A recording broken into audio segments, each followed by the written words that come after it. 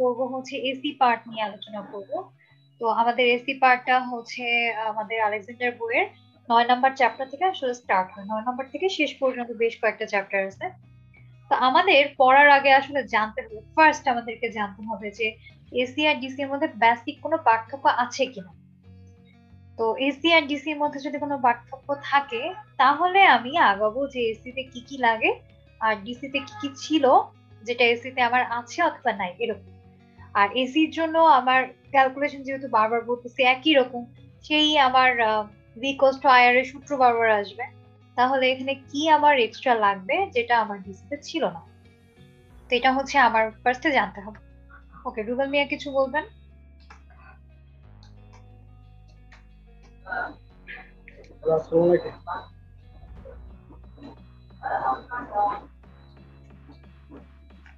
ওকে, আমি এখানে এসি আর ডিসি দুইটা ফার্স্টে পার্থক্য করে দেখাচ্ছি যে দুইটার মধ্যে বেসিক কোনো পার্থক্য আছে কিনা। আচ্ছা, আপনারা দেখবেন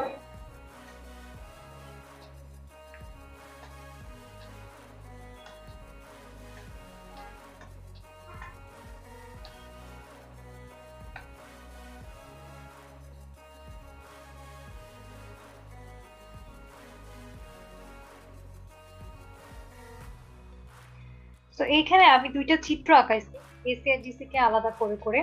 তো বেসিক্যালি যেটা হয় যে ডিসি মানে হচ্ছে ডিরেক্ট কারেন্ট আর এসি মানে হচ্ছে অল্টারনেটিং কারেন্ট। তো যেহেতু ডিরেক্ট বলতেছে, ডিরেক্ট মানে কি? ডিরেক্ট মানে হচ্ছে সোজা, এর মাঝখানে আর কোনো বার প্যাচ বা ফ্লাকচুয়েশন আসবে না। তো দেখা যায় ডিসি পার্টের সিগন্যাল গুলো দেখতে অনেকটা এরকম হয়। আমি 3টা সিগন্যাল এখানে ড্র করছি, প্রত্যেকটা জিনিসই কিন্তু সিগন্যাল। মনে রাখবেন আমাদের আশেপাশে যা আছে সবকিছু আসলে প্রকৃতপক্ষে সিগন্যাল। সিগন্যাল কি? সিগন্যাল হচ্ছে যেটা সময় সাপেক্ষে পরিবর্তন হইতে পারে। তো ডিসি পার্টে এখানে হচ্ছে আমার যেটা হচ্ছে যে 3টা ফিগার ড্র করা হয়েছে, এগুলোকে আমরা ডিরেক্ট কারেন্টের ফিগার হিসেবে রাখছি। প্রথম যেটা, সেখানে আমার সিগন্যাল গুলো দেখতে অনেকটা একই রকম এবং একই দিকে হয়ে আছে। মানে সবগুলো আমি যদি এক্স অক্ষ কাউন্ট করি, ওয়াই অক্ষ কাউন্ট করি, তাহলে এক্স অক্ষের ওপরের দিকে আছে। 3টা ওয়েভ শেপ আমার এক্স অক্ষের ওপরে আছে। তারপরে 2 নম্বর যে ফিগারটা, সেটা তো এক্স অক্ষের ওপরে আছে, বাট এখানে আমার একটা মাত্র ওয়েভ শেপ আছে, যেখানে আগে ছিল 3টা ওয়েভ শেপ। লাস্টে যেটা ড্র করা হয়েছে এক্স অক্ষের ওপরেই আছে, বাট এটা একটা স্ট্রেট লাইন। তার মানে ডিসি সিগন্যাল যে কোনো রকমের হতে পারে। মজার কথা হচ্ছে এগুলো আপনারা সবাই চেনেন। একদম লাস্টে যে ফিগারটা ড্র করছি, যেটাতে কার্সার দেখাচ্ছি, এটা হচ্ছে আমার ডিরেক্ট কারেন্টের অ্যাকচুয়াল ওয়েভ শেপ। যেটা ডিরেক্ট কারেন্ট মানে আসলে এটাই বোঝায় যে এক্স অক্ষ বরাবর থাকবে ও এক্স অক্ষ থেকে ওপরে থাকবে। তার মানে হয় এক্স অক্ষের ওপরে থাকবে অথবা এক্স অক্ষের নিচে থাকবে, কিন্তু সেটা স্ট্রেট লাইন আকারেই থাকবে। আচ্ছা, কোনো ফ্ল্যাকচুয়েশন হবে না, মানে এটা যে কোনো একটা অক্ষ নিয়েই থাকবে, হয় এক্স অক্ষের উপরে অথবা এক্স অক্ষের নিচে। আর এসিটাকে যেটা বোঝানো হয়, এসিটা হচ্ছে অল্টারনেটিং যেহেতু, তো সে একবার এক্স অক্ষের উপরে থাকবে, একবার এক্স অক্ষের নিচে, আবার এক্স অক্ষের উপরে, আবার এক্স অক্ষের নিচে। তার মানে সেটা দিককে পরিবর্তন করবে। তো আমরা যদি একটু খেয়াল করি যে এটা হচ্ছে পুরাটাই আমার পজিটিভ দিকে আছে।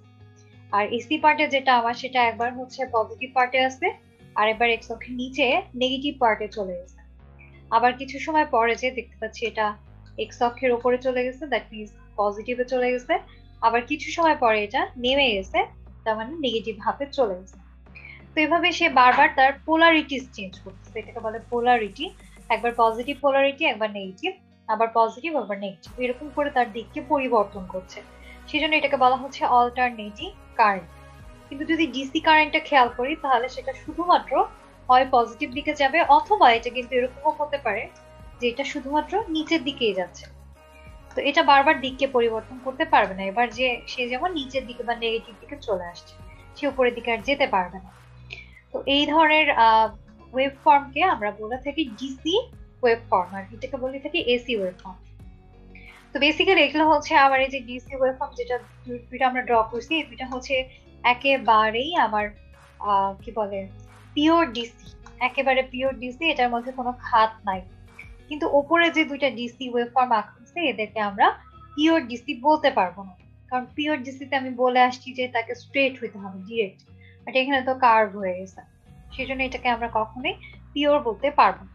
এটাকে বলা হয় পালস সেটিং ডিসি। পালস তৈরি হচ্ছে বলে এটাকে বলা হয় পালস সেটিং ডিসি। তো এটা খেয়াল করেন, এই যে এখানেও কিন্তু একই ব্যাপারটাই হচ্ছে যে এক্স অক্ষ আছে, এক্স অক্ষের ওপরের দিকে ওয়েভ শেপ গুলো ড্র হয়েছে, নিচের দিকে আসে নাই। ওপরে এটা যেমন পজিটিভে আছে, পাশে ওয়েভ ফর্মটা পজিটিভে আছে, তার পাশেরটাও পজিটিভে আছে, কোনোটা কিন্তু নিচে চলে আসে না। তার মানে এখানে কোনো পোলারিটিস পরিবর্তন হয়নি। যদি আমার পোলারিটিস পরিবর্তন না হয়, একই রকমের হয়, আবার আপনারা বলতে পারেন ম্যাডাম এটা শুধু পজিটিভ দিকে হবে, না, এমন কোনো শর্ত নাই, এটা নেগেটিভ দিকেও হতে পারে। এই ওয়েভ ফর্মটা আমার এরকম ভাবেও হতে পারে, এই যে এভাবে করেও হইতে পারে, সবগুলা নেগেটিভ দিকেও চলে যেতে পারে, এটাতে কোনো সমস্যা নাই।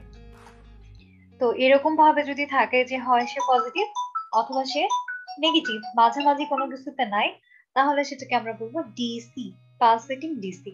দেখতে অনেকটা একই রকম হইলো, একটা কিন্তু ডিসি আর একটা কিন্তু এসি। সেম ভাবে এখানে একটা আঁকা হয়েছে, আবার কখনো কখনো একটা মাত্র ওয়েবশেপও আসতে পারে, পরবর্তীতে ফাঁকা থাকতে পারে, সেজন্য এটা আমরা আবার ড্র করছি এক্সট্রা করে। এটার মধ্যে খুব বেশি পার্থক্য নাই। তো এটা হচ্ছে বেসিক পার্থক্য। কয়েকটা জিনিস আমরা জানলাম আজকে। একটা হচ্ছে যে এসিতে যেহেতু এটার নাম অল্টারনেটিং কারেন্ট, সেই জন্য এখানে আবার ফেজ পরিবর্তন হয়, ফেজ বা পোলারিটিস পরিবর্তন হয়। তার মানে এসিতে একবার পজিটিভ হয় আরেকবার নেগেটিভ হয় ওয়েভ ফর্মটা। আর ডিসি যেটা ডিরেক্ট কারেন্ট, সেটাতে কখনোই আমার পোলারিটিস এর পরিবর্তন হয় না। পোলারিটিস আমার যে কোনো একটা দিকেই থাকে, হয় পজিটিভ দিকে অথবা নেগেটিভ দিকে থাকে। তো এখানে আমরা যেহেতু জানতে পারলাম যে আমাদের এখানে পোলারিটিস এর পরিবর্তন হচ্ছে না, তাহলে ডিসি পার্টের ফ্রিকোয়েন্সি কিন্তু পরিবর্তন হয় না, ফ্রিকোয়েন্সি ফিক্সড থাকে। ফেজেরও কোনো পরিবর্তন হয় না, ফেজও ফিক্সড থাকে। অ্যামপ্লিটিউডটা পরিবর্তন হতে পারে, অ্যামপ্লিটিউডটা মানে হচ্ছে এটা বিস্তার, মানে কতটুকু বিস্তৃত হবে। এটা অ্যামপ্লিটিউডটা 5 হতে পারে, 5 ভোল্ট, 10 ভোল্ট, 100 ভোল্ট, এরকম করে পরিবর্তন হতে পারে। এসির ক্ষেত্রেও তাই হতে পারে। কিন্তু এই ডিসির পার্টের ক্ষেত্রে আমার ফেজ এবং ফ্রিকোয়েন্সির কোনো এক্সট্রা পরিবর্তন হবে না। বাট এসি পার্টের ক্ষেত্রে অল্টারনেটিং কারেন্ট যেটা, সেটার ক্ষেত্রে কিন্তু আমার ফেজের পরিবর্তন হচ্ছে, একবার পজিটিভ একবার নেগেটিভ, একবার পজিটিভ একবার নেগেটিভ, যেটা বলে ফেজ। ফেজ পরিবর্তন যেহেতু হচ্ছে, তাহলে অবশ্যই এখানে আমার ফ্রিকোয়েন্সির পরিবর্তন আসবে। কারণ ঠিক এখানে সময় যতটুকু ছিল এখানে সে সময়টুকু নাই, আবার এখানে যে সময়টুকু ছিল এখানে সে সময়টুকু নাই। তো এখানে ফেজ পরিবর্তন হচ্ছে, ফ্রিকোয়েন্সি পরিবর্তন হচ্ছে, একই সাথে এখানে আবার অ্যামপ্লিটিউডও পরিবর্তন হচ্ছে। তো আমাদের পার্থক্য এখানেই যে এসিতে ফেজ পরিবর্তন হয়, ডিসিতে ফেজ পরিবর্তন হয় না। এবং এই ফেজ পরিবর্তন হওয়ার কারণেই এসি পার্ট যখন আমরা ক্যালকুলেশন করতে বসবো, তখন আমাকে ফ্রিকোয়েন্সি ডোমেইনে এনে ক্যালকুলেশনটা করতে হবে, যেটা আমার ডিসি পার্টে করা লাগে না। ডিসি পার্টে ডিরেক্টলি আমরা সোর্স হিসেবে যেটা ব্যবহার করতাম সেটা হচ্ছে ব্যাটারি। এরকম প্লাস মাইনাস দিয়ে ভোল্টেজ হিসেবে ব্যাটারি ব্যবহার করতে পারি, যেটা খুব বেশি ভোল্টেজের হয়তো হবে না। বাট এসি পার্টের ক্ষেত্রে যখন ভোল্টেজ ব্যবহার করবো তখন সেটাকে আমরা এই সাইন দিয়ে ব্যবহার করতে হবে, যেটা দেখতে অনেকটা সাইন ওয়েভের মতো। কারণ হচ্ছে এখানে যে সার্কিটে আমি যে সাপ্লাইটা দিব ভোল্টেজ আকারে, সেই সাপ্লাইটার দিক পরিবর্তন হবে। যেহেতু তার দিক পরিবর্তন হবে, তাহলে অবশ্যই যেটার অ্যাক্রোসে ভোল্টেজ বা কারেন্ট মেজার করব, সেটার জন্য আমার দিক পরিবর্তন করতে হবে, বা দিক পরিবর্তন করাটা হিসাব রাখতে হবে। সেই জন্য এসি পার্টের ক্যালকুলেশন একটু ডিফারেন্ট ডিসি পার্টের থেকে, বাট দুইটার মোস্ট অফ দা অ্যাপ্লিকেশন একই রকম। তো এই হচ্ছে এসি আর ডিসির মধ্যে বেসিক পার্থক্য। যদি আপনাদের, যদিও পরীক্ষায় এসি ডিসির পার্থক্য আসবে না, তারপর আপনাদের এটা জেনে রাখা ভালো। আর যেহেতু যারা একটু সিনিয়র তারা জানেন যে এটাকে বলা হয় ফুল ওয়েভ রেকটিফায়ার আর এটাকে বলা হয় হাফ ওয়েভ রেকটিফায়ার।